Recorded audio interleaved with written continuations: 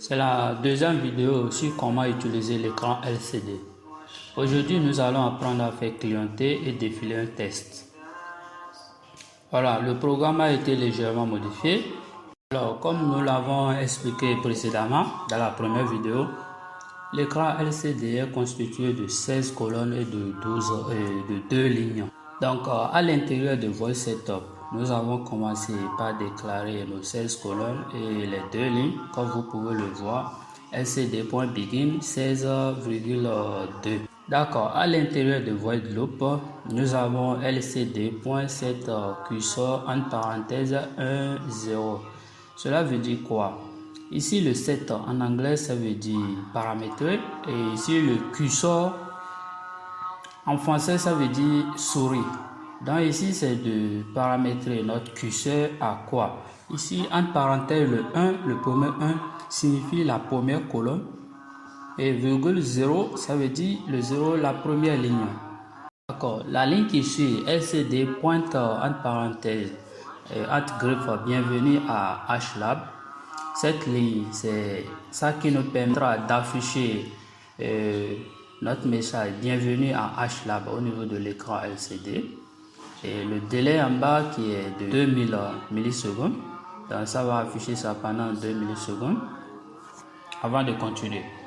D'accord, il faut noter ici LCD pointe bienvenue à HLab. Cela va s'afficher seulement sur une seule ligne, la première ligne. C'est comme nous l'avons déclaré ici. Donc ça va s'afficher au niveau de la première ligne seule. Si nous voulons que bienvenue à HLab s'affiche sur les 2 lignes, nous allons devoir ajouter ces 2 lignes qui sont ici.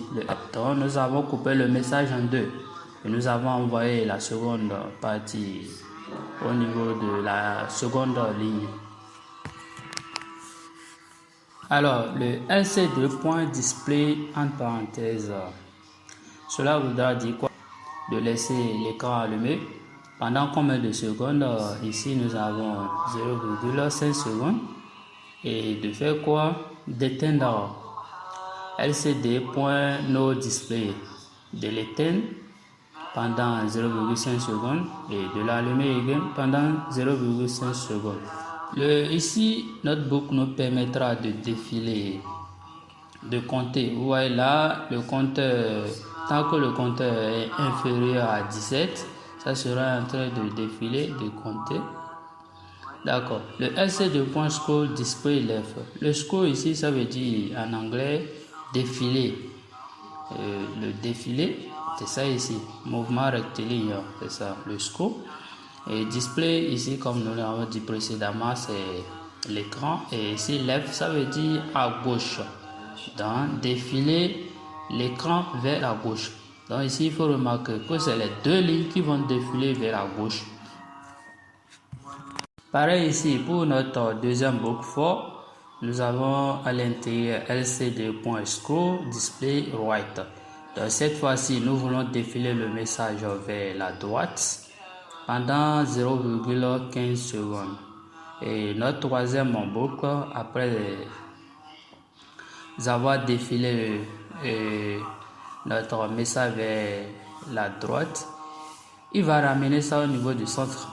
Donc, il défile également vers la droite et la gauche pour amener ça au niveau du centre.